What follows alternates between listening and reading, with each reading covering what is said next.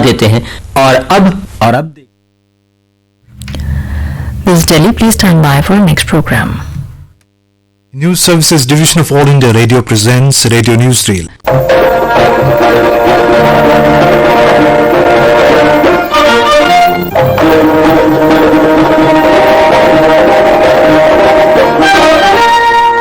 In this edition, campaigning for the fourth phase of Lok Sabha election ends, polling on Monday. Depression over Indian Ocean and adjoining Bay of Bengal is intensified into a deep depression, says Met Department, and 6 terrorists killed in raids at terror hideouts in eastern province of Sri Lanka. Campaigning is at its peak as electioneering comes to an end this evening for the fourth phase of Lok Sabha polls. 71 constituencies spread over 9 states will go to polls on Monday. These include 5 constituencies in Bihar, 3 in Jharkhand, 6 in Madhya Pradesh, 17 in Maharashtra, 6 in Odisha, 13 each in Rajasthan and Uttar Pradesh, and 8 in West Bengal. Kulgaon district of Anandnag constituency will also go to polls in this phase. Senior BJP leader and Prime Minister Narendra Modi today said NDA government has introduced several beneficial schemes and people benefited by these are working for his party. Addressing a rally at Kannauj, Uttar Pradesh, he said, BJP is not fighting this election but public is fighting it and they are doing publicity for the party. Criticizing Samajwadi Party, Bahujan Samaj Party and Congress, Prime Minister Modi said they don't have any planning to fight against terrorism. He said though factories of terrorism are in Pakistan and India is the target, BJP will not compromise with terrorism and fight for national security. जिस भी स्थिति में रहे लेकिन देश के स्वाभिमान और सुरक्षा से समझौता नहीं करते। आज हमें ऐसी दुनिया में रह रहे हैं जहां आतंकवाद सबसे बड़ी समस्या भारत के लिए तो ये सबसे बड़ा खतरा है। BJP President Amit Shah has appealed to the people of Odisha to elect his party both in the state and at the centre for the progress of the state. Addressing a public meeting at Morada Assembly constituency in Mayurbhanj district, he said that the state government is not implementing Ayushman Bharat scheme, thereby depriving the poor of free health services. Mr. Shah said Narendra Modi government has taken a number of welfare measures for Odisha. Addressing election meetings at Samastipur in Bihar, JDU President Nitish Kumar said Prime Minister Modi has crushed terrorism. LJP President Ram Vilas Paswan said Modi government has done many welfare works for all sections of society. RJD leader Tejasvi Prasad Yadav and Congress leader Shakti Singh Gohil addressed election meetings in Darbhanga. In Rajasthan, both BJP and the Congress are putting in all efforts to garner votes for the candidates. A delegation of 5 political parties including Congress, TMC and NCP met the Election Commission today over alleged mentioning of the name of BJP below its lotus symbol on electronic voting machines. Talking to media after meeting the Commission in New Delhi, Congress leader Abhishek Manu Singhvi said mentioning the names of any party on EVMs is a violation of poll norms. He said the delegation demanded the Commission either replace all such machines before the next phase of polling or mention names of all parties on the EVMs. Mr. Singhvi said they also demanded a probe into the matter.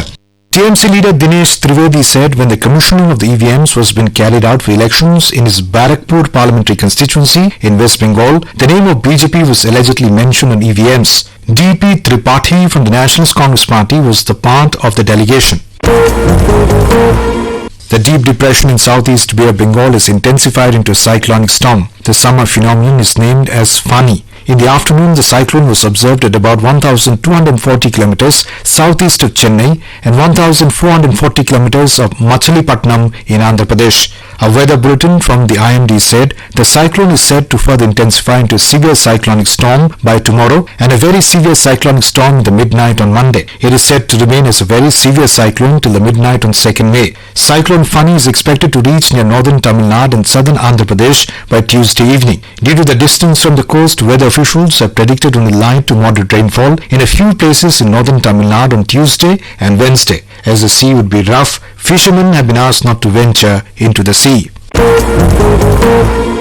In Sri Lanka, 6 terrorists were killed in overnight raids by security forces on a hideout of Islamic State terrorist group in Ninadvur of Eastern Province. Defense spokesman Brigadier Sumit Atapatu said 2 terrorists were killed in gunfire when security forces raided a safe house of terrorists based on intelligence tip-off. And the 4 terrorists died when they exploded a house where they were hiding. 6 children and 3 women were also killed in the explosion. Forces earlier recovered explosives, IS flags and backdrop, suicide kits and military uniforms from another safe house in nearby Samanthurai area last evening. They are conducting search operations all around the country. Over 20 suspects have been taken into custody in overnight operations. More from a Colombo correspondent. The security forces had raided the house as part of countrywide crackdown on terrorist hideouts after Sunday attack. The terrorists engaged in gunfire initially and later carried out explosions. Security forces believe one or two terrorists may have escaped the scene during night hours. Surveillance is on by security forces as there are inputs of more attacks by terrorist groups. Security forces are not taking any chance, and President Sirisena has said that every house in the country will be searched to prepare a reliable database of the residents. Santosh Kumar from Colombo.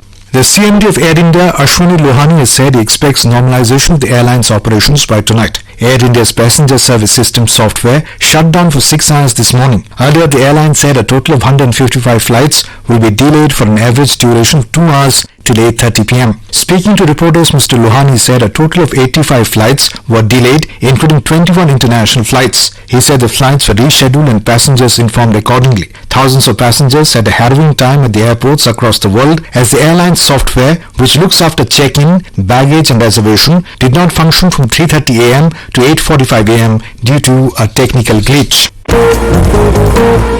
National Human Rights Commission NHRC has issued notice to the Director General of Police DGP West Bengal over a reported police action at various places in the state in which 20 persons received head injuries. Civic agency staff and lawyers among the injured. Taking suo motu cognizance of the media report in this regard, the Commission issued notice and called for a detailed report in the matter within 4 weeks.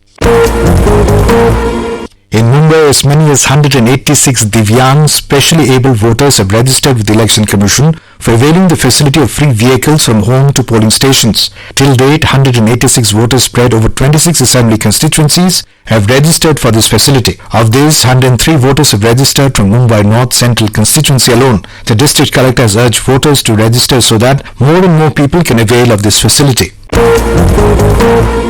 US President Donald Trump says he will pull his country out of International Arms Treaty. It was signed in 2013 by the then President Barack Obama but opposed by the National Rifle Association NRA and other conservative groups. Mr. Trump told members of the NRA at an annual meeting yesterday that he intends to revoke the status of the United States as a signatory to the treaty, which was never ratified by the US Senate. On Twitter, he called the decision a defense of American sovereignty. The NRA has long opposed the treaty which regulates the $70 billion business in conventional arms and seeks to keep weapons out of the hands of human rights abusers. The agreement covers weapons exports ranging from small firearms to tanks but not domestic sales. UN spokesman Stefan Dujarric called the treaty a landmark achievement in the efforts to ensure responsibility in international arms transfers. The 193-nation UN General Assembly overwhelmingly approved the pact in April 2013. The United States, which is the world's #1 arms exporter, voted in favor of it despite fierce opposition from the NRA. A court in the UK yesterday remanded fugitive diamond merchant Nirav Modi to further custody till May 24th. The court was hearing his extradition case in connection with the 13,500 crore rupee Punjab National Bank fraud. Nirav was arrested last month and is currently lodged in a prison in London. He appeared before the Westminster Magistrates Court via video link from jail. The hearing on May 24th will be procedural one to meet the 28-day timeline for judicial custody in such cases in the UK. In Ukraine, the death toll from a coal mine blast in an eastern region rose to 17 today. Authorities said the blast reaped through a mine in Yurievka village on Thursday in the self-proclaimed Republic of Luhansk, which broke away from Kiev in 2014 and is run by the Moscow-backed rebels. Head of the unrecognized Luhansk Republic, Leonid Peschink, said on Twitter that the bodies of all the dead miners have been recovered. Earlier, the death toll accounted to 13 with another 4 people missing. Most of Ukraine's coal is produced in its eastern region, where the ongoing fighting has cost some 13,000 lives. In Pakistan, 3 security personnel were killed and 2 others injured following an IED blast at a checkpost in northwest Pakistan today. Eyewitnesses said the explosives which were planted close to the checkpost in Sheva Tehsil of North Azadistan district bordering Afghanistan went off when the levies personnel reported for duty. With that, we end this edition of Radio Newsreel, edited and produced by Mukesh Kumar. Your narrator, Abhishek Mukhopadhyay.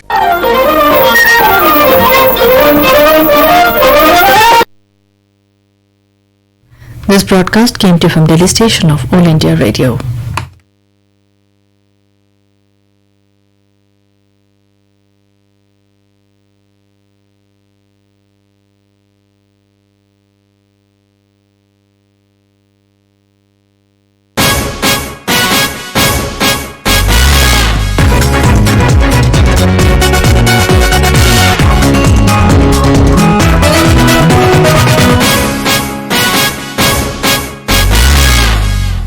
नमस्कार, good evening, शुभ संध्या। घड़ी में 8:30 बजते ही वक्त हो जाता है आपके पसंदीदा स्पोर्ट्स कार्यक्रम स्पोर्ट्स स्कैन का। आज का स्पोर्ट्स स्कैन लिए हाजिर हूं मैं आपके संग शशांक, और हमारे साथ दिन भर की तमाम खेल खबरों पर चर्चा करने के लिए मौजूद हैं senior sports journalist Manoj Chaturvedi ji. Manoj ji, studio में आपका स्वागत है।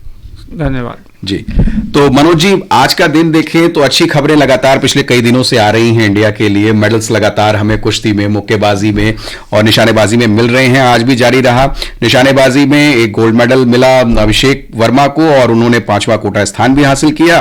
तो वहीं कुश्ती में 2 सिल्वर भी हमारे हाथ लगे। तो अच्छा एक परफॉर्मेंस, इंडियन परफॉर्मेंस देखने को मिल रही है हमें एशियाई खेलों में।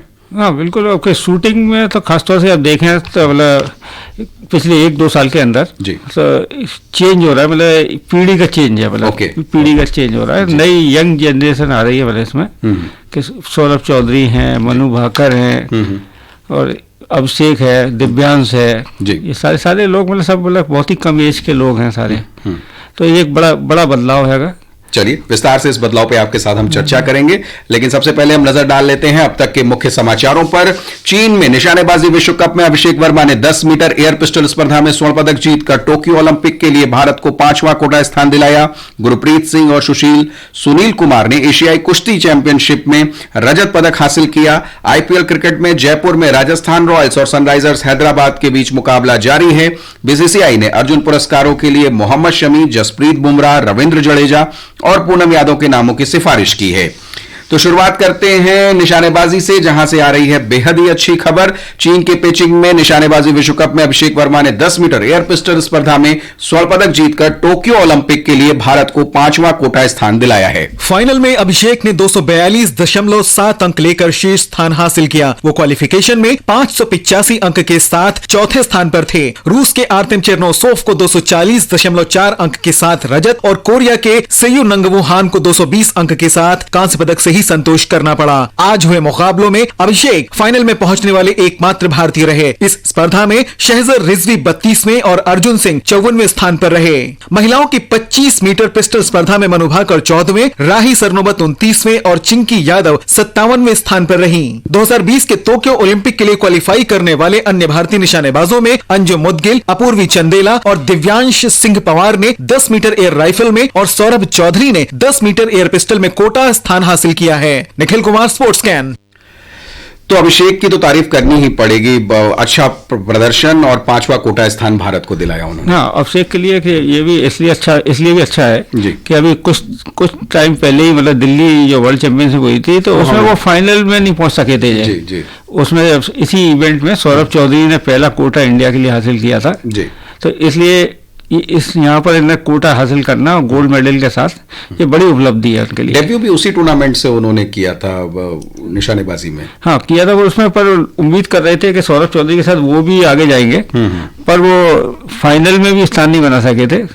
तो कई बार आदमी मतलब जो प्रेशर में जो घबराहट वो उन पर दिखी थी, पर इस बार उन्होंने लगा उस पर उन्होंने काबू किया और आपके देश को एक बड़ी उपलब्धि हासिल कराई। जी। 25 मीटर पिस्टल स्पर्धा में हमें ज्यादा कुछ देखने को मिला नहीं। सारी खिलाड़ी हमारे मनु भाकर 14वें, राही सरनोबत 29वें और चिंकी यादव 57वें स्थान पर ही। लेकिन ये सभी खिलाड़ी अच्छे खिलाड़ी हैं। उसमें खासतौर पर जैसे आपने कहा कि जो एक नई ब्रिगेड आ रही है जिसपे मनु भाकर जैसे खिलाड़ी हैं, राही सरनोबत भी ज्यादा समय उन्हें हुआ नहीं है, तो परफॉर्मेंस की हम और अच्छी उम्मीद कर रहे थे इन महिला खिलाड़ियों से भी। हाँ, महिला खिलाड़ियों से पूरी उम्मीद है सर। आप देखें कि खासतौर से इंडियन जो परफॉर्मेंस सुधार रहा है, मतलब वो पिस्टल इवेंट्स जो है मतलब उसमें खासतौर से, और जब से यशपाल राणा को मतलब इसमें जोड़ा गया है कोचिंग में, तो उससे काफी चेंजेस आए हैं मतलब, और उससे अच्छे रिजल्ट मिल रहे हैं हम लोगों को। अब आपने पिस्टल इवेंट्स की बात की, तो जो 5 कोटा स्थान हमें अब तक मिले हैं उसमें पिस्टल इवेंट्स की अगर हम बात करें तो इसमें जैसे सौरभ चौधरी का नाम भी है जिन्होंने 10 मीटर एयर पिस्टल में कोटा स्थान दिलाया। ये भी बिल्कुल युवा है, 16 साल के युवा। सौरभ चौधरी के बारे में तो मतलब इस वक्त ये कहा जाए कि इंडिया का जो सबसे अच्छा कोई शूटर है तो निश्चित तौर पर सौरभ चौधरी है, कि वो वर्ल्ड चैंपियनशिप में भी वो गोल्ड वगैरह जीत चुके हैं, और काफी उस आदमी मतलब एज के हिसाब से देखें तो बहुत ही उसमें कॉन्फिडेंस है उसमें उसके अंदर। जी। एक वजह उसकी ये भी है कि बहुत ही मुश्किल दौर से गुजर के मतलब ऊपर आए हैं वो मतलब तो उसके आदमी में बड़ी एक मजबूती आती है। तो उस आदमी को हम टोक्यो के लिए मतलब मेडल जीतने वाला तो मान ही सकते हैं मतलब। चलिए, तो बाकी निशानेबाजों की बात करें, चाहे हम अंजुम मादगिल की बात करें और पूर्वी चंदेला, या 17 साल के दिव्यांश सिंह पवार की बात करें जिन्होंने 10 मीटर एयर पिस्टल में स्थान हासिल किया है, तो दिव्यांश के लिए आप क्या कहेंगे? 17 साल की उम्र है महज। दिव्यांश का तो मतलब आप अभी उसने 2014 में उसके फादर मतलब उसको लेके आए थे और करनी सिंह शूटिंग रेंज में जी दीपक जो कोचिंग देते हैं उसके अंडर में कराया था उसको। और पिछले 2-2.5 साल में ही उस आदमी ने रिजल्ट आपके सामने लाके रख दिया मतलब, और ओलंपिक के लिए क्वालिफाई कर लिया। तो नई ब्रिगेड जितनी भी आ रही है, यंग ब्रिगेड की सबसे बड़ी खूबी ये है कि सीखना में बहुत मतलब माहिर हैं ये लोग और बहुत जल्दी रिजल्ट दे रहे हैं आपको। तो हम अगर टोक्यो की फोकस करें वहां पर 2020 के लिए, तो इस बार निशानेबाजी में खासतौर पे कटौती की गई है इवेंट्स की, इसका नुकसान कितना आपको भारत को दिखता मिल रहा है और चांसेस क्या आपको लग रहे हैं वहां पे शूटर्स से? इंडिया के वैसे ओलंपिक में अगर परफॉर्मेंस की बात है तो हम लोग को बहुत ज्यादा तो हमारे हैं नहीं, बहुत ही गिनती के मतलब वर्ल्ड कप और एशियन लेवल्स पर तो हम बढ़िया मेडल्स लेकर आए हैं। हमारे जो मंत्री जी हैं राजवर्धन सिंह राठौर जी पहले मेडल विनर यही है मतलब, एथेंस में इन्होंने जीता था सिल्वर, उसके बाद बिंद्रा का गोल्ड है और फिर आपके 2 ब्रोंज हैं हमारे यहाँ मतलब और 1 सिल्वर और है जी जी। तो मतलब कोई बहुत ज्यादा ऐसा परफॉर्मेंस नहीं है, पर इस तरह नए जो शूटर हमारे कर रहे हैं परफॉर्म, उससे कम से कम हम लोग 2-3 मेडल की उम्मीद तो कर ही सकते हैं मतलब। चलिए, तो अब हम निशानेबाजी से निकलते हैं और कुश्ती की ओर चलते हैं। वहां से भी लगातार हमारे लिए अच्छी खबरें आ रही हैं। गुरप्रीत सिंह और सुनील कुमार ने एशियाई कुश्ती चैंपियनशिप में रजत पदक जीत लिया है। जीता क्या है, हासिल किया है कहना चाहिए। फाइनल में दोनों हार गए।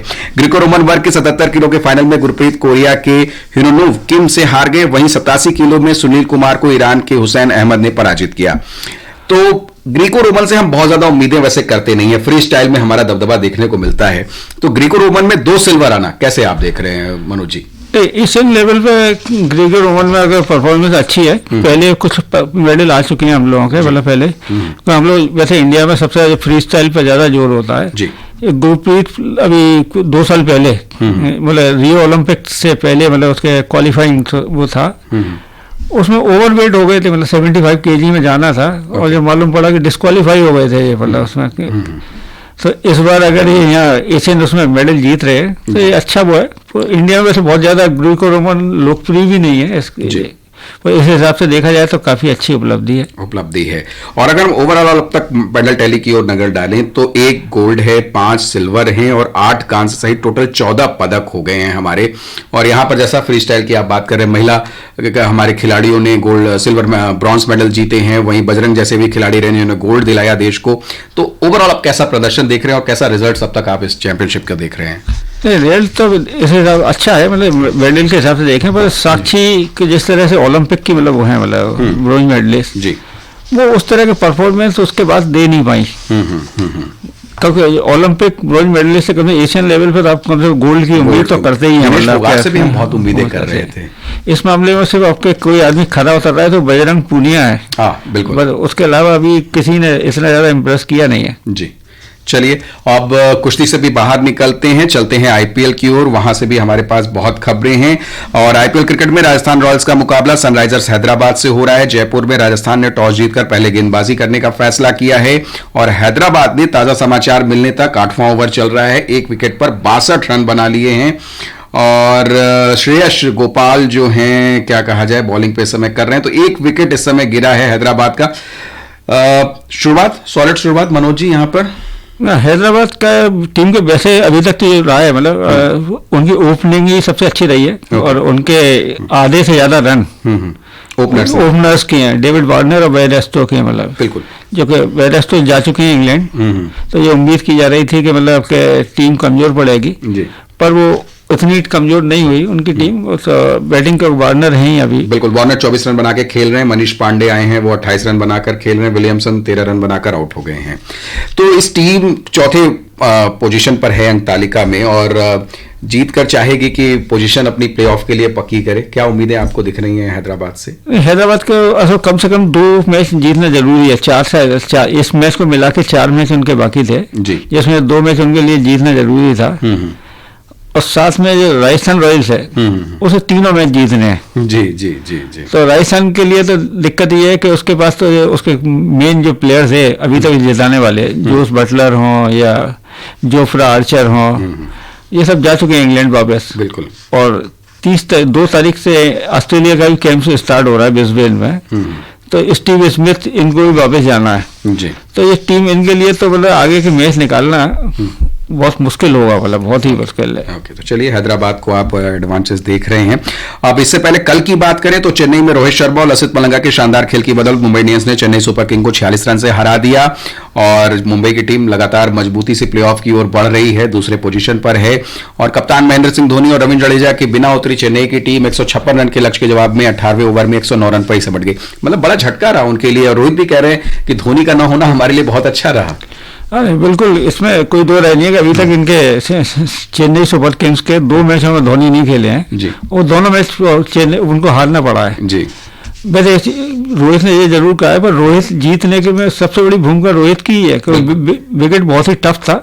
मैंने अपना मैच रहे 67 रन, उस पर इतनी अच्छी एक लंबे टाइम बाद, मतलब बल्कि कहेंगे इस सीजन की सबसे अच्छी पारी उन्होंने खेली, पहला अर्धशतक उनका सीजन, पहला अर्धशतक रहेगा। तो इस हिसाब से मतलब सबसे बड़ी भूमिका उन्हीं की है। और धोनी से ये साबित हो गया कि टीम को सेम टीम बिना धोनी के सीएसके नहीं कुछ कर सकती जी। तो धोनी, पारस धोनी ऐसे ही नहीं कहे जाते हैं।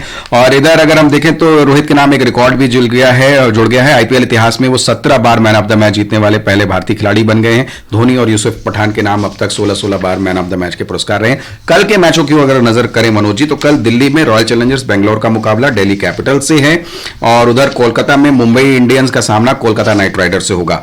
तो दिल्ली वर्सेस बैंगलोर के लिए कुछ पाने के लिए है नहीं, पर दिल्ली के लिए बहुत कुछ है। उन्हें अपनी पोजीशन पक्की करनी है, 3rd पोजीशन पे चल रहे हैं वो। तो दिल्ली तो मतलब अच्छी पोजीशन में है, क्वालिफाइंग की दौड़ में पूरी तरह से शामिल है जी। पर आरसीबी के लिए भी ये है कि उनके अगर वो बाकी तीनों मैच जीतते हैं तो 14 पॉइंट वाली टीम जो भी टीम मतलब इनमें से पहुंचेगी, SRH या ये राजस्थान रॉयल्स और आरसीबी, 14 पॉइंट वाली टीम के लिए एक चांस होगा। मतलब लगातार 3 मैच पिछला जीत कर इस टीम ने कुछ दिखाया है कि हम जितने थके हुए कहे जा रहे थे बेंगलोर उतने थके हुए हैं नहीं वो। नहीं, इस टीम का असल में मेन इसकी सबसे बड़ी बात यह है कि इसमें इस तरह के खिलाड़ियों पर ये डिपेंड नहीं है जो दूसरी टीमों के वर्ल्ड कप की टीम में शामिल है। तो जो कैंप में जो खिलाड़ियों की वापसी हो रही है उससे इस टीम पर बहुत ज्यादा फर्क पड़ना नहीं है, मतलब क्योंकि विराट कोहली इंडिया में है तो इनको खेलना ही है जी। और AB डिविलियर्स भी वो खेलते नहीं है अब अपनी टीम से, तो ये टीम बेस्ड उस पर है, तो इसलिए तीनों मैच जीत भी सकती है जी। और जो अगला मैच होगा वो होगा कोलकाता में, वहां मुंबई और वर्सेस कोलकाता है। यहाँ पर आप क्या देख रहे हैं? मुंबई तो सॉलिड दिख रही है, यहाँ पर आप क्या देख रहे हैं? मुंबई की टीम, मुंबई सबसे पहले चाहेगी CSK के साथ वो 1-2 पे रहे, मतलब दोनों जी, क्योंकि दोनों टीमें अगर टॉप पे रहती हैं तो आपके लिए फाइनल में जाने के लिए 2 मौके मिलते हैं। बिल्कुल। तो वो उसको नहीं गंवाना चाहेगी, इसलिए पूरी तरह जीतने की कोशिश में रहेंगे वो। चलिए, और एक खबर हम और दे देते हैं। आईपीएल से अब बाहर निकलते हैं। बीसीसीआई ने अर्जुन पुरस्कारों के लिए मोहम्मद शमी, जसप्रीत बुमराह, रविंद्र जडेजा और पूनम यादव के नामों की सिफारिश की है। और यहां पर अगर हम कहें तो बुमराह और रविंद्र जडेजा तो वर्ल्ड कप टीम में शामिल नहीं है। शमी भी अपने टाइम के अच्छे प्लेयर रहे हैं, लेकिन 27 वर्षीय लेग स्पिनर पूनम यादव का भी यहां पर नाम है, जिन्होंने 41 वनडे में 63 विकेट ली और 54 T20 में 74 विकेट। तो ओवरऑल इन नामों पर आप क्या कहेंगे मनोज जी? बिल्कुल, बोर्ड ने मतलब क्या है, और बोर्ड ने साथ में ये भी कहा कि उसने सीनियरिटी के हिसाब से मतलब सिफारिश की है खिलाड़ियों के, क्योंकि ऐसे मौके पे एक लोकेश राहुल की भी लोग उम्मीद कर रहे थे मतलब उसके नाम की जी, पर शायद वो एक जिस प्रोग्राम में उनको झटका लगा था वो उसे निलंबन मिला, शायद उसकी वजह से वो पिछड़ गए। और बुमराह सबसे अच्छे बॉलर हैं, उनको मिलना ही चाहिए मतलब अर्जुन अवार्ड जी। शमी भी बहुत अच्छी गेंदबाजी कर रहे हैं, इस हिसाब से नामों की जो सिफारिश है तो बिल्कुल ठीक ही है। ओके, तो चलिए, आप मनोज जी स्टूडियो में आए, आपने हमारे साथ तमाम खेल खबरों पर इतने विस्तार से चर्चा की, इसके लिए आपका बहुत बहुत शुक्रिया। धन्यवाद। तो श्रोताओं, चलते चलते आपको हेडलाइंस एक बार हम फिर से बता देते हैं। चीन में निशानेबाजी विश्व कप में अभिषेक वर्मा ने 10 मीटर एयर पिस्टल स्पर्धा में स्वर्ण पदक जीतकर टोक्यो ओलंपिक के लिए भारत को 5वां कोटा स्थान दिलाया है। गुरप्रीत सिंह और सुनील कुमार ने एशियाई कुश्ती चैंपियनशिप में रजत पदक हासिल किया है। आईपीएल क्रिकेट में जयपुर में राजस्थान रॉयल्स और सनराइजर्स हैदराबाद के बीच मुकाबला जारी है। और बीसीसीआई ने अर्जुन पुरस्कारों के लिए मोहम्मद शमी, जसप्रीत बुमराह, रविंद्र जडेजा और पूनम यादव के नामों की सिफारिश की है। तो फिलहाल शशांक और स्पोर्ट्स कैन की पूरी टीम को अनुमति दीजिए, पर आप बने रहिए एफएम गोल्ड पर कि कुछ ही देरों में आप सुनेंगे समाचार संध्या। नमस्कार, गुड नाइट, शुभ संध्या।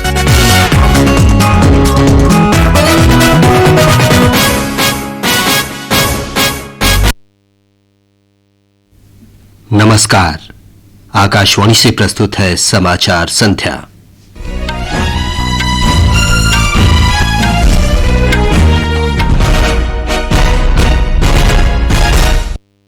लोकसभा चुनाव के चौथे चरण में 9 राज्यों की 71 सीटों के लिए प्रचार समाप्त। मतदान सोमवार को। तकनीकी खराबी के कारण एयर इंडिया का संचालन सुबह से प्रभावित, आज रात तक सामान्य होने की उम्मीद।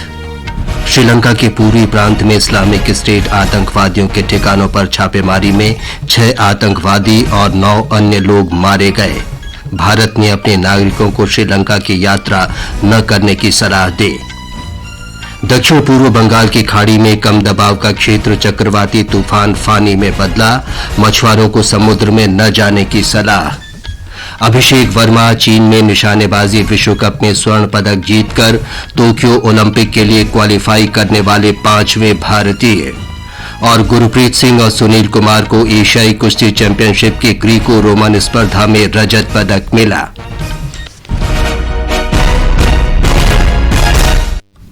समाचार संध्या के साथ मैं विमलेंदु पांडे। लोकसभा चुनाव के चौथे चरण का प्रचार अभियान आज समाप्त हो गया। मतदान सोमवार को होगा। इस चरण में 9 राज्यों की 71 सीटों के लिए वोट डाले जाएंगे। बिहार में 5, झारखंड में 3, मध्य प्रदेश में 6, महाराष्ट्र में 17, ओडिशा में 6, राजस्थान और उत्तर प्रदेश में 13 तथा पश्चिम बंगाल में 8 निर्वाचन क्षेत्रों में मतदान होगा। जम्मू कश्मीर के कुलगाम जिले की अनंतनाग सीट पर भी इसी चरण में मतदान होगा। विभिन्न राजनीतिक दलों के शीर्ष नेताओं ने आज अपने उम्मीदवारों के पक्ष में समर्थन जुटाने के लिए विभिन्न स्थानों पर रैलियों को संबोधित किया। इनमें भारतीय जनता पार्टी के वरिष्ठ नेता और प्रधानमंत्री नरेंद्र मोदी, भाजपा अध्यक्ष अमित शाह, कांग्रेस अध्यक्ष राहुल गांधी और बहुजन समाज पार्टी प्रमुख मायावती शामिल हैं। उत्तर प्रदेश के कन्नौज में जनसभा को संबोधित करते हुए प्रधानमंत्री नरेंद्र मोदी ने कहा कि एनडीए सरकार ने जनता की भलाई के लिए अनेक कार्यक्रम शुरू किए। उन्होंने कहा कि भारतीय जनता पार्टी आतंकवाद से समझौता नहीं करेगी और राष्ट्रीय सुरक्षा के लिए संघर्ष करेगी। प्रधानमंत्री ने कहा कि समाजवादी पार्टी, बहुजन समाज पार्टी और कांग्रेस के पास आतंकवाद से लड़ने के लिए कोई योजना नहीं है। ब्यौरा हमारे संवाददाता से। कांग्रेस अध्यक्ष राहुल गांधी ने आज रायबरेली जिले के ऊंचाहार में एक रैली को संबोधित करते हुए कहा कि अगर उनकी पार्टी की सरकार बनी तो बेरोजगारी खत्म की जाएगी। वहीं अमेठी में उन्होंने केंद्र सरकार पर हमला बोलते हुए कहा कि भाजपा ने उनके संसदीय क्षेत्र में विकास कार्य रोक दिए। कांग्रेस महासचिव और पूर्वी उत्तर प्रदेश की प्रभारी प्रियंका गांधी वाड्रा ने उन्नाव और बाराबंकी जिले में रोड शो निकाले। समाजवादी पार्टी की ओर से अखिलेश यादव और डिम्पल यादव ने कन्नौज के छिबरामऊ में रोड शो किया। वरिष्ठ भाजपा नेताओं राजनाथ सिंह, योगी आदित्यनाथ, केशव प्रसाद मौर्य और दिनेश शर्मा ने भी विभिन्न स्थानों पर रैलियों को संबोधित किया। सुशील चंद्र तिवारी, आकाशवाणी समाचार, लखनऊ।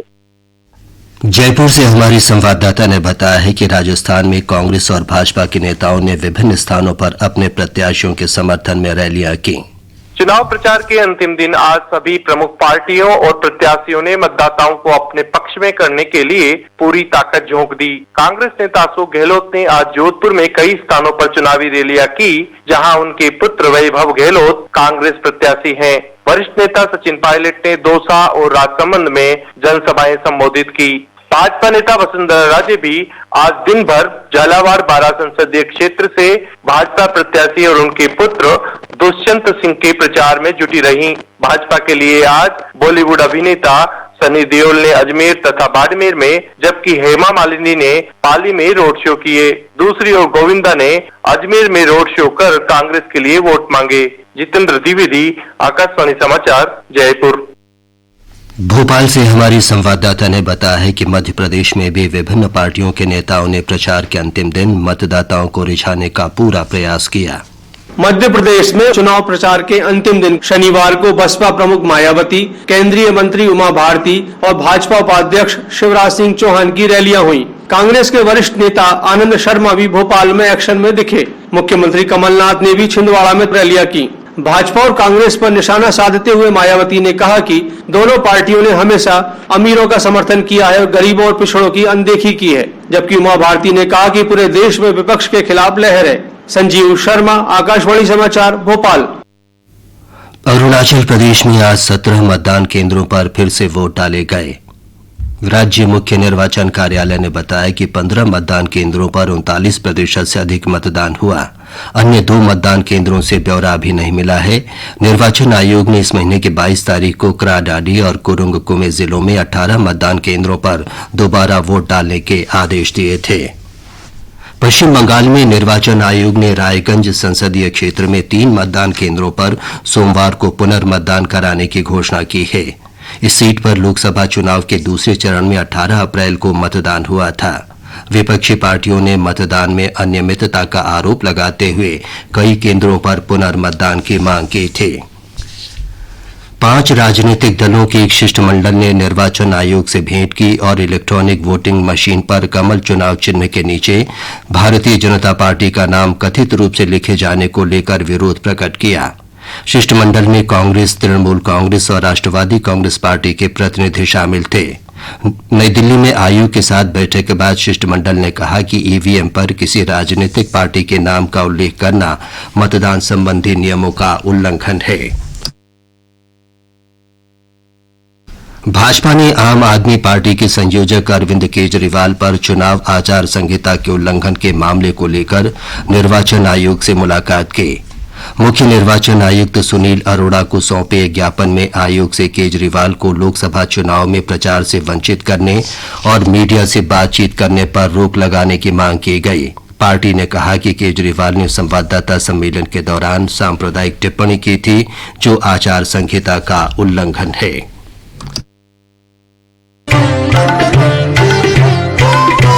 आकाशवाणी का समाचार सेवा प्रभाग आम चुनाव से संबंधित विशेष चर्चा जनादेश 2019 प्रसारित कर रहा है। ये कार्यक्रम आकाशवाणी के FM गोल्ड चैनल पर प्रतिदिन शाम 4:05 से 4:30 तक सुना जा सकता है।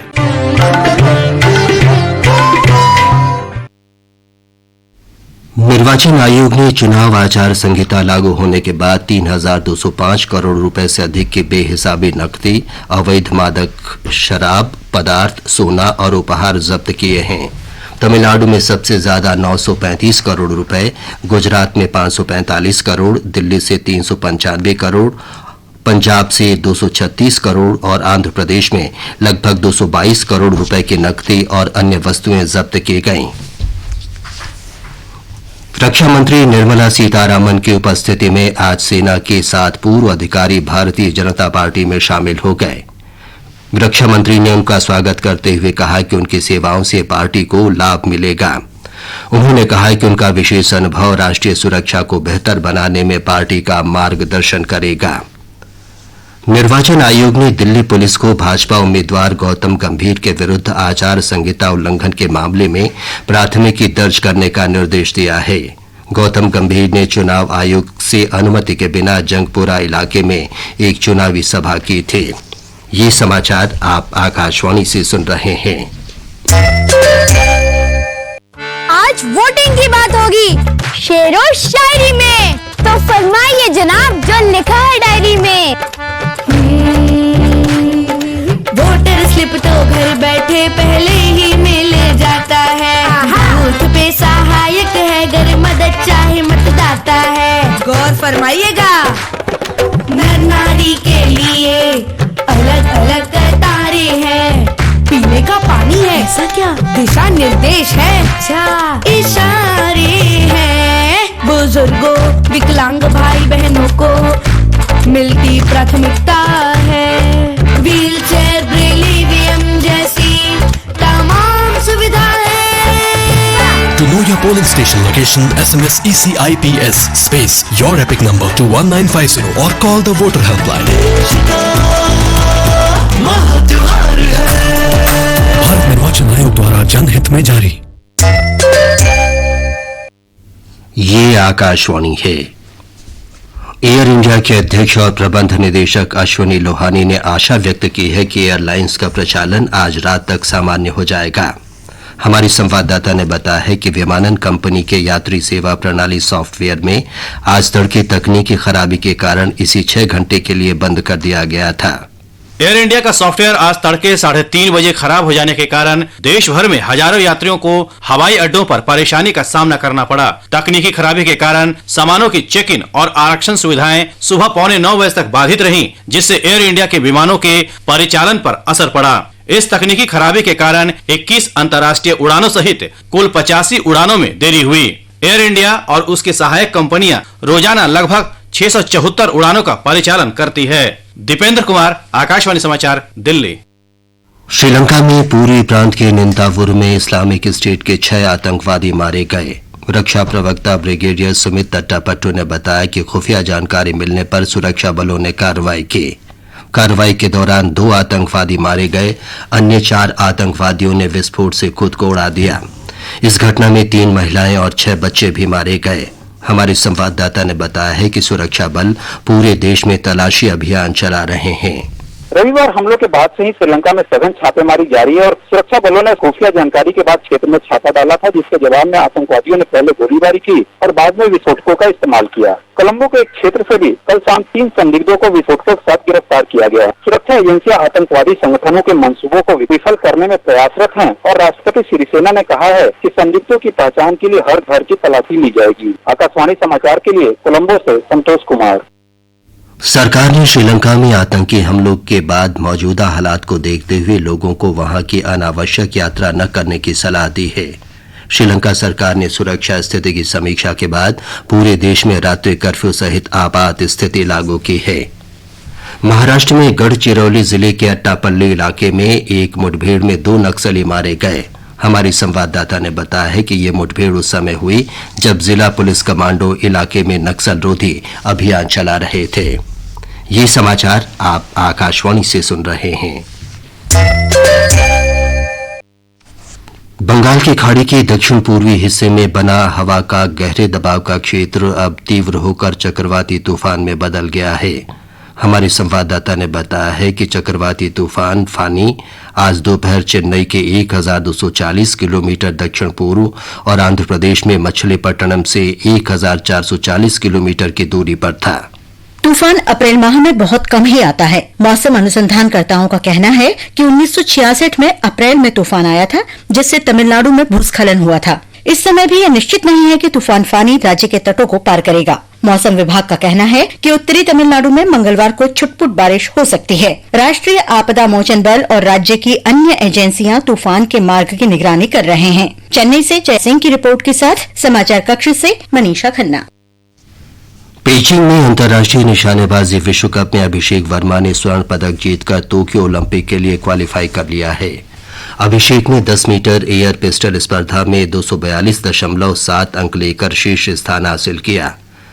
2020 के टोक्यो ओलंपिक के लिए क्वालिफाई करने वाले अन्य भारतीय निशानेबाजों में अंजुम मुदगिल, अपूर्वी चंदेला, सौरभ चौधरी और दिव्यांश शामिल हैं। गुरप्रीत सिंह और सुनील कुमार ने एशियाई कुश्ती चैंपियनशिप में रजत पदक हासिल किया है। ग्रीको रोमन वर्ग के 77 किलो के फाइनल में गुरप्रीत को कोरिया के हियोन वू किम ने और 87 किलो में सुनील कुमार को ईरान के हुसैन अहमद ने पराजित किया। पदक तालिका में भारत अब तक 1 स्वर्ण, 5 रजत और 8 कांस्य सहित 14 पदक जीतकर दूसरे स्थान पर है। प्रतियोगिता का कल आखिरी दिन है। आईपीएल क्रिकेट में राजस्थान रॉयल्स का मुकाबला सनराइजर्स हैदराबाद से हो रहा है। जयपुर में राजस्थान ने टॉस जीतकर पहले गेंदबाजी करने का फैसला किया। हैदराबाद ने ताजा समाचार मिलने तक 12 ओवर में 1 विकेट पर 103 रन बना लिए थे। अंत में मुख्य समाचार एक बार फिर। लोकसभा चुनाव के चौथे चरण में 9 राज्यों की 71 सीटों के लिए प्रचार समाप्त हो गया है। मतदान सोमवार को होगा। तकनीकी खराबी के कारण सुबह से प्रभावित एयर इंडिया का संचालन आज रात तक सामान्य होने की उम्मीद है। श्रीलंका के पूर्वी प्रांत में इस्लामिक स्टेट आतंकवादियों के ठिकानों पर छापेमारी में 6 आतंकवादी और 9 अन्य लोग मारे गए हैं। भारत ने अपने नागरिकों को श्रीलंका की यात्रा न करने की सलाह दी है। दक्षिण पूर्वी बंगाल की खाड़ी में कम दबाव का क्षेत्र चक्रवाती तूफान फानी में बदल गया है। मछुआरों को समुद्र में न जाने की सलाह दी गई है। अभिषेक वर्मा चीन में निशानेबाजी विश्व कप में स्वर्ण पदक जीतकर टोक्यो ओलंपिक के लिए क्वालिफाई करने वाले 5वें भारतीय हो गए हैं। इसके साथ ही समाचार संध्या का ये अंक समाप्त हुआ। नमस्कार।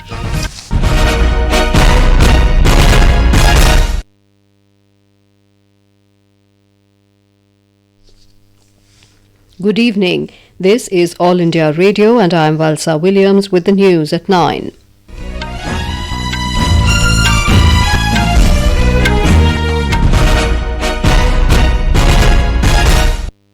The headlines. Campaigning ends for 71 constituencies across 9 states in 4th phase of Lok Sabha elections, voting on Monday. Air India's flight operations remain disrupted since morning due to technical glitch, expected to normalize by tonight. Sri Lankan Prime Minister Ranil Wickremesinghe says progress has been made in apprehending the perpetrators of Sunday's terror attacks. Deep depression in southeast Bay of Bengal intensifies into cyclonic storm Fani. Fishermen asked not to venture into the sea. Shooter Abhishek Verma bags gold at ISSF World Cup in China to secure India's 5th Olympic quota. And Gurpreet Singh and Sunil Kumar win Greco-Roman silver medals at Asian Wrestling Championships.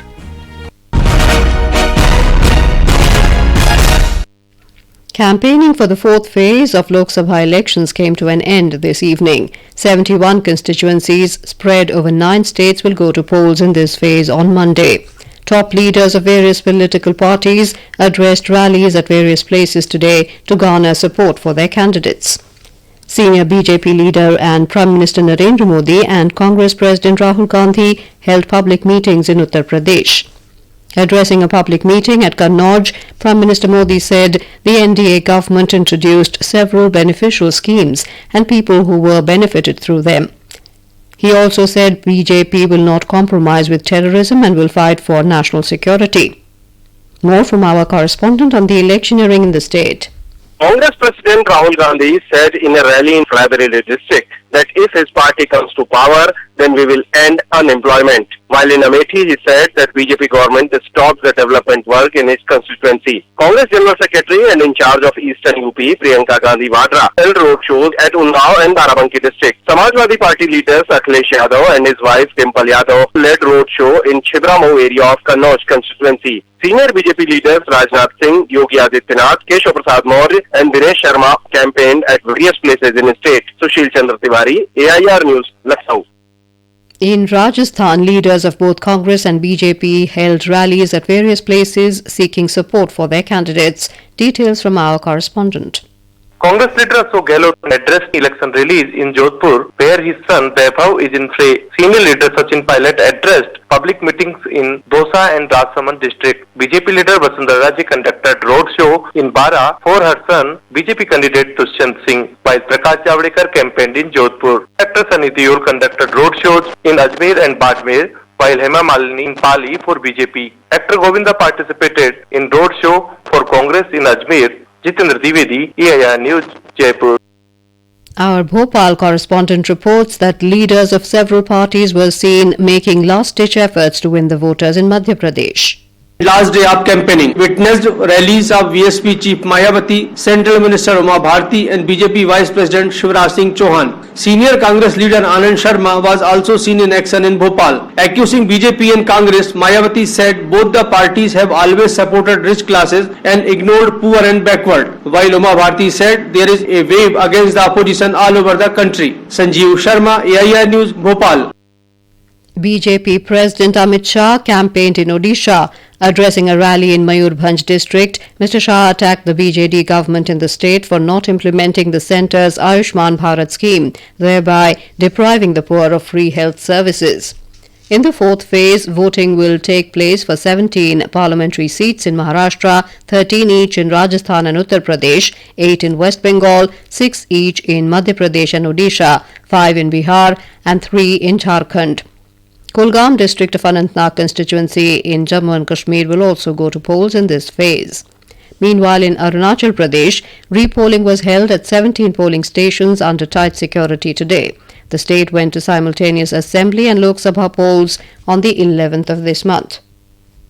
In West Bengal, the Election Commission has announced repolling at 3 booths in Raiganj parliamentary constituency. Voting will be held on Monday. Polling on the seat took place in the second phase of Lok Sabha polls on the 18th of this month. Opposition parties had demanded repolling following allegations of irregularities.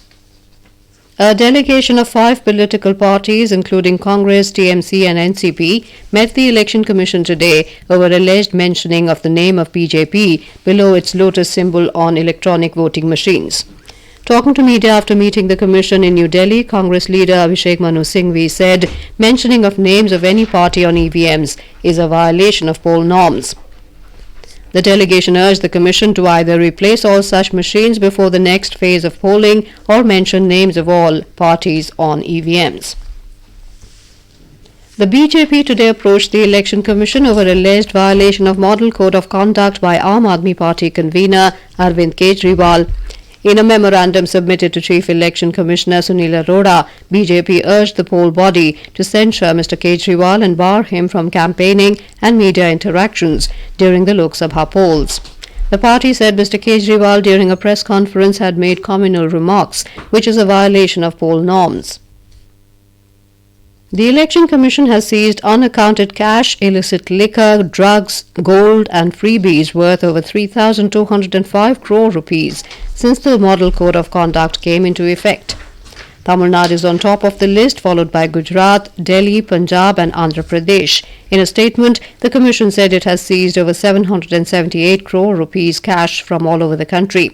It has also seized drugs and narcotics worth 1,185 crores, precious metals worth 945 crores, liquor worth over 244 crore rupees, and freebies worth 51 crores. This is All India Radio giving you the news. For quick news updates, follow us on Twitter at AIR News Alerts. News Services Division of All India Radio is broadcasting a special live program Janadesh 2019 on the developments related to the general elections 2019. Tune in to the FM Gold channel of AIR from 4:05 p.m. to 4:30 p.m. every day till the announcement of results to listen to this special program.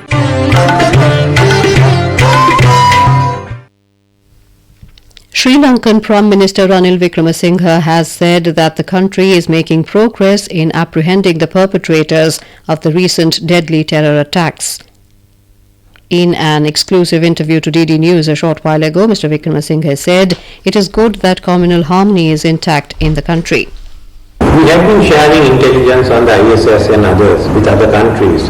At the moment, we have asked to look at the links abroad, the foreign links of this group. We are making progress in apprehending the perpetrators. The security forces are at it. Certainly, there can be different ideologies, but there can be radicalization that leads to violence. We will certainly take measures to combat that legally and otherwise. The Sri Lankan Prime Minister said as far as tourism is concerned, the government will try to resolve to bring it back on track by August. He also said India had shared intelligence with his country on the suicide attacks. He, however, said that the intelligence was not acted upon. Earlier, 6 terrorists and 9 civilians were killed in raids by security forces on a hideout of Islamic State terror group in Ninthavur of Eastern Province. Our Colombo correspondent reports that over 20 suspects have been taken into custody in the operations. The security forces had raided the house as part of countrywide crackdown on terrorist hideouts after Sunday attack. The terrorists engaged in gunfire initially and later carried out explosions. Security forces believe 1 or 2 terrorists may have escaped the scene during night hours. Surveillance is on by security forces as there are inputs of more attacks by terrorist groups. Security forces are not taking any chance, and President Sirisena has said that every house in the country will be searched to prepare a reliable database of the residents. Santosh Kumar for AIR News from Colombo.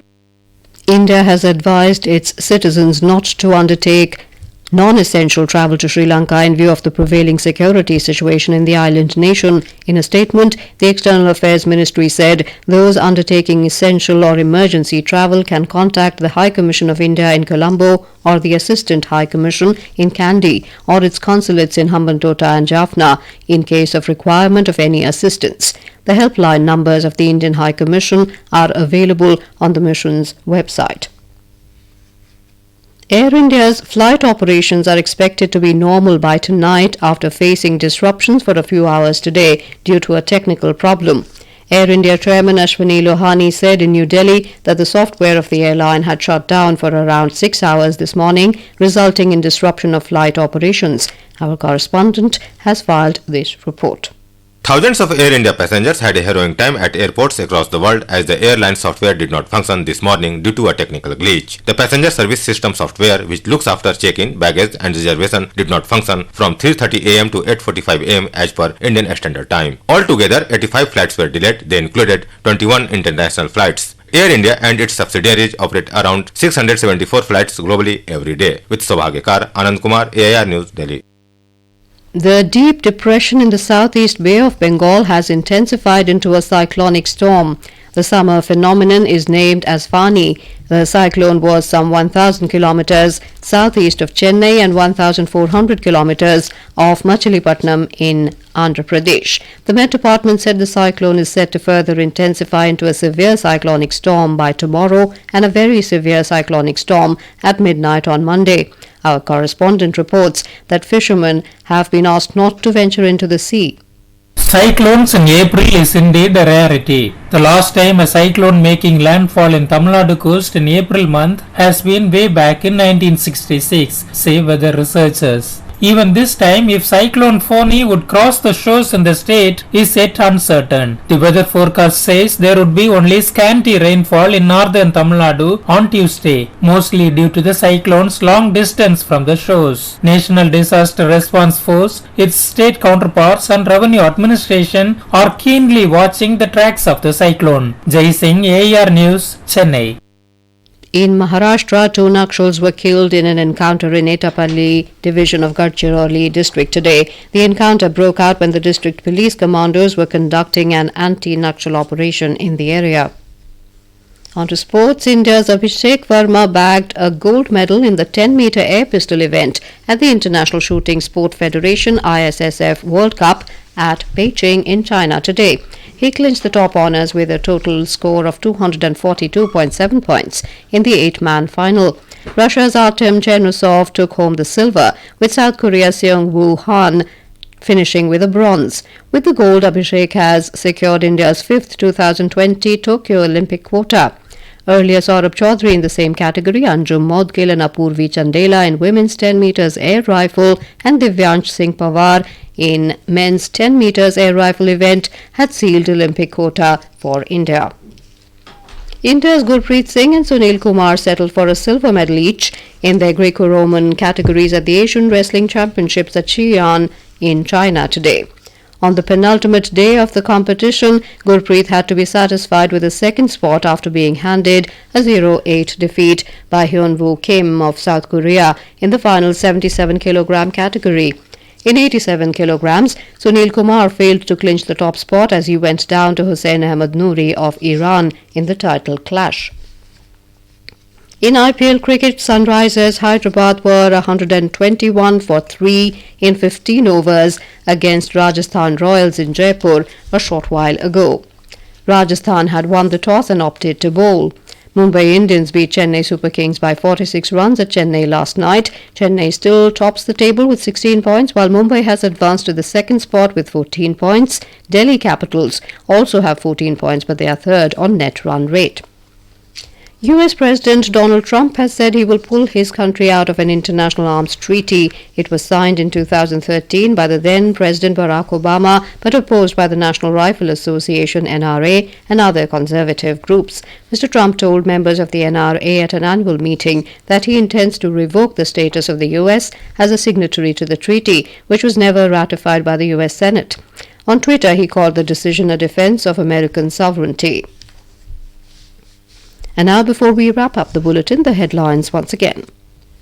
Campaigning ends for 71 constituencies across 9 states in 4th phase of Lok Sabha elections, voting on Monday. Air India's flight operations remain disrupted since morning due to technical glitch, expected to normalize by tonight. Sri Lankan Prime Minister Ranil Wickremesinghe says progress has been made in apprehending the perpetrators of Sunday's terror attacks.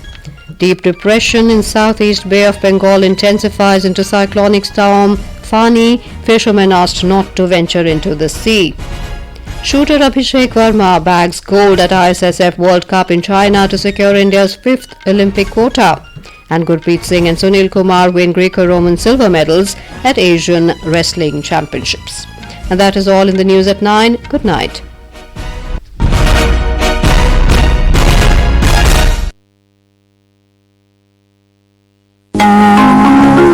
सूरज की खिलती पहली किरण के साथ आकाशवाणी अपने एक और नए अंदाज में दे रही है आवाज। DTH यानी डायरेक्ट टू होम सेवा पर आप सभी का स्वागत है।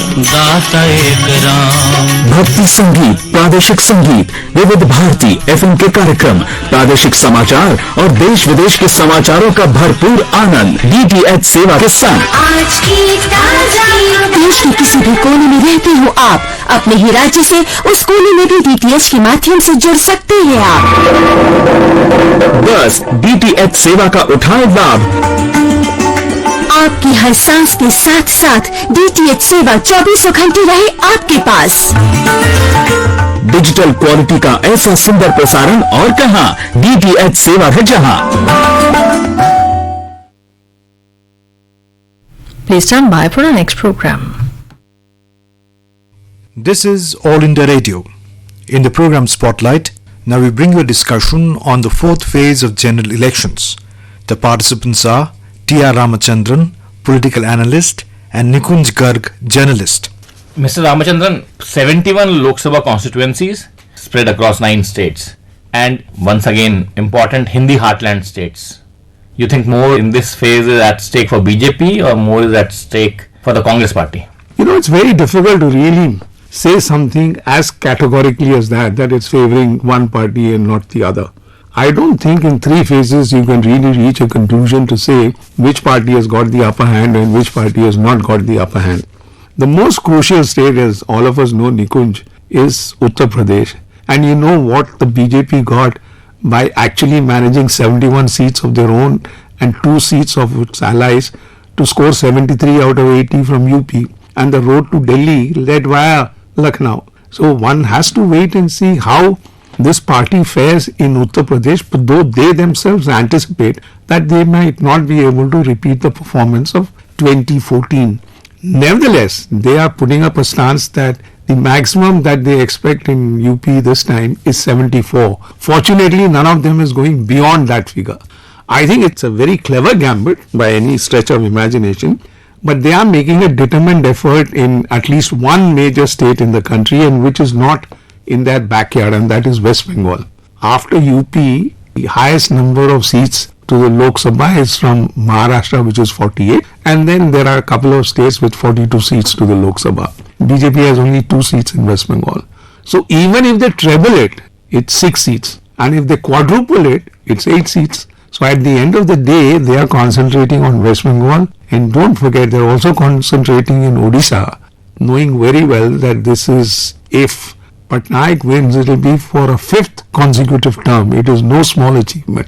Therefore, I think in the overall, the BJP, the Prime Minister, the party President, Amit Shah, are leaving no stone unturned. They are trying the best, and as evidence, their performance in the last 5 years has been phenomenal.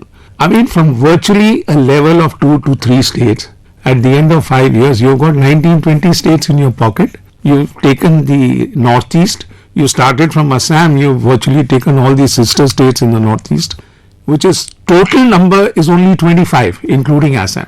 So they need to concentrate on some states and areas from where they can gain seats. And I see them doing their pointedly in South India. Tamil Nadu, they want a major breakthrough. They've gone with the AIDMK. Karnataka is the only bastion in the south where they have ruled for a full term. They had good chances winning the last time, but they fell short by about 8 seats, but couldn't muster the strength to get the majority. So I think you can't take them lightly. And in any case, which is in the doldrums in one way, in another way, the new president and the youthful Mr. Rahul Gandhi is trying to project an image that he is rebuilding the party and they will do reasonably well. From 44 seats, the lowest ever number in the Lok Sabha, I think the maximum that you can do is at best treble it or quadruple it, and even if you do that, you reach a maximum of 160 seats, which I don't think is possible. So I think we'll have to be very realistic, Nikunj, when we discuss this fourth phase of polling. In the fourth phase particularly, Mr. Ramachandran, two crucial states. Again, it is Uttar Pradesh, as you said, is all crucial. 13 seats are going to vote. And Rajasthan, which BJP scored 100 out of 100. 25 out of 25. So 13 seats are again polling. Uttar Pradesh, of course, we know there are myriad considerations and multiple phases, etc. Rajasthan is a state which has returned a Congress government. Mr. Gehlot is a wily politician. He has strengthened his party and his government by inducting all the independents very, very recently. So do you think that, Rajasthan at least, the Congress party has a substantial chance to reclaim a large chunk of the seats available in the state? I think it's very much possible for them to regain a large number of seats. Question is whether they will be able to do it. Don't forget, Nikunj, the December assembly elections that the Congress won in 3 of the major Hindi heartland states, Madhya Pradesh, Rajasthan, Chhattisgarh, is just a borderline case that they have won. It's not that it's been a major sweep for them. Well, be that as it may, I think Gehlot being back in power in Rajasthan, backed by a very shrewd second in command pilot, I think it's a tough fight for them, but these two people will help the Congress regain some of the seats that they lost. Even if they get only 5, I think it is a huge gain from 0 to 5 out of 25 in Rajasthan, but I think they should get more. Without going into the arithmetic, the fight for the Congress is do or die in very many respects, that they can't go lower than 44. I mean, that is the expectations, hopefully. And then some believe that at best for them, doubling it or trebling it, definitely not more than that. But I mean, the stalwarts of the Congress party like Mr. Chidambaram and Mr. Kamal Nath are putting a figure of 125 for themselves, which quite clearly indicates the fact that on their own, they are certainly not looking to form a government. But now, having said that, nonetheless, even if they get 125, and to many neutral observers, it looks a very realistic possibility, keeping in mind the arithmetic of the thing. But obviously, elections are not fought on arithmetic. Where do they get the rest, which is not a small number?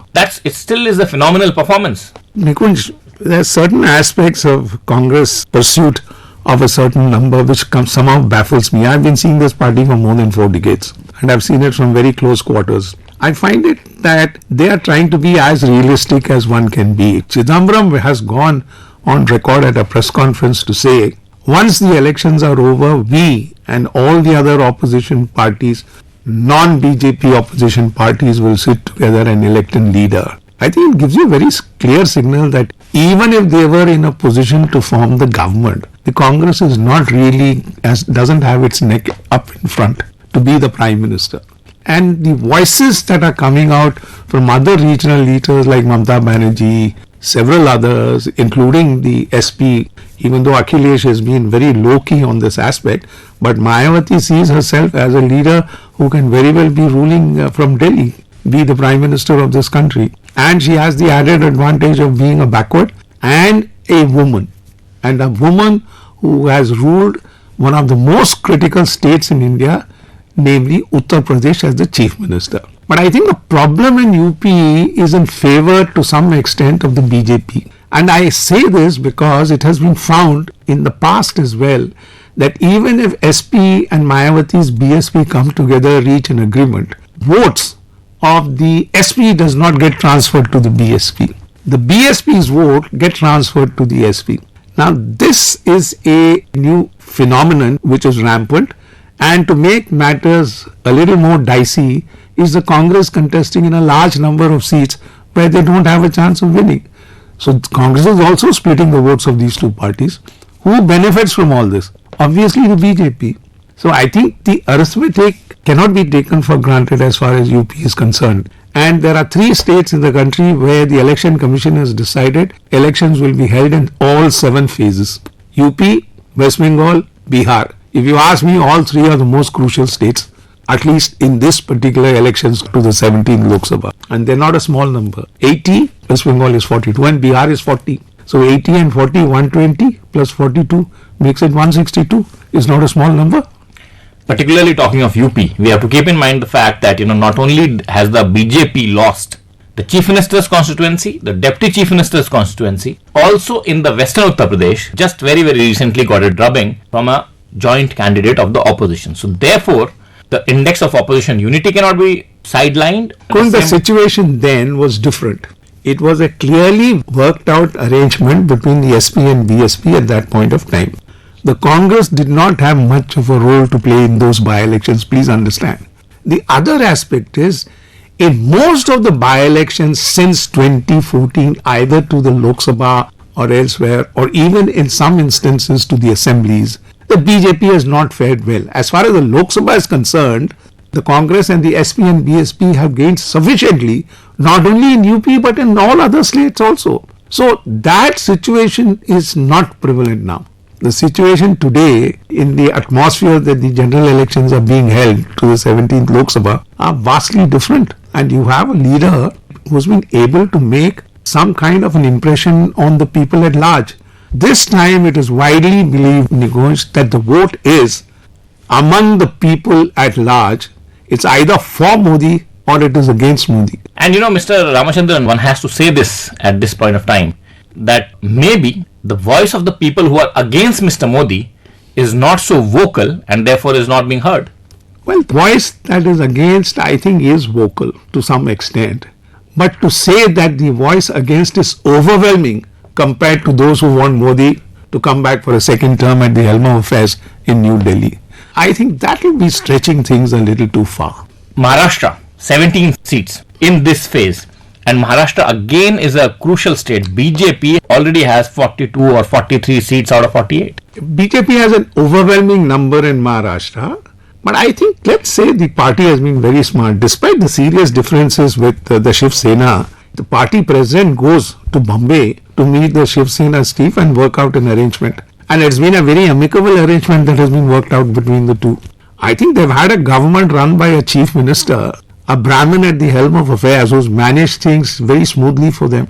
I think they have a definite edge over the Congress walas, who have been openly fighting among themselves, for various regions of Maharashtra. Therefore, the Congress will put up a hard fight, given that the NCP, the Nationalist Congress Party, has its own areas of influence in certain pockets of Maharashtra. But it's not a cakewalk for the BJP in Maharashtra this time. They have a tough fight on their hands. Particularly because you have one of the most wily politicians of this country as the boss of NCP, Mr. Sharad Pawar. Exactly. And don't forget, he has withdrawn himself from contesting elections, which I think is a big thing. And the younger Pawars are coming into fray, including one of his grand nephews, I believe. And he is contesting also from one seat where he appears to be doing reasonably well against a well-entrenched candidate of the BJP.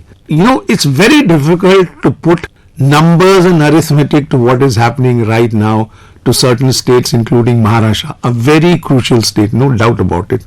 But I think the way the BJP has managed its affairs with the Shiv Sena, which was vituperative as far as the party was concerned, and rather annoyed with the Prime Minister, Mr. Narendra Modi himself, appears to have gone quiet after this arrangement of coming together in Maharashtra, because they also realize they don't come together, overseeing the financial capital of this country, which is one of the big things, very difficult for them, and this is something that they need to retain. Madhya Pradesh, Odisha, both again critical states. 6 seats in Madhya Pradesh going to elections tomorrow, similar number in Odisha. How is it panning out according to you there? Odisha cannot be clubbed with Madhya Pradesh for 2 reasons.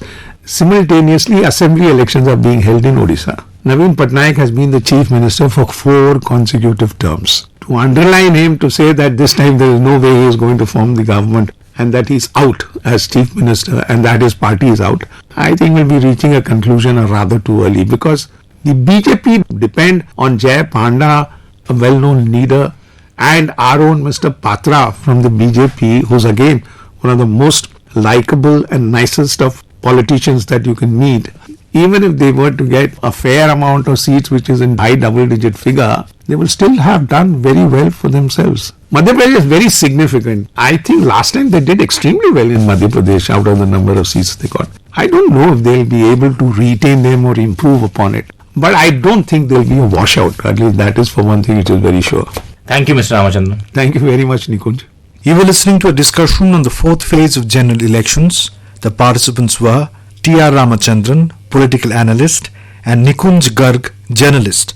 This program was produced and presented by the News Services Division of All India Radio. This program is also available on our website newsonair.nic.in. You may email your opinion about this program at airnsdtalks@gmail.com. This broadcast came to you from the station of All India Radio.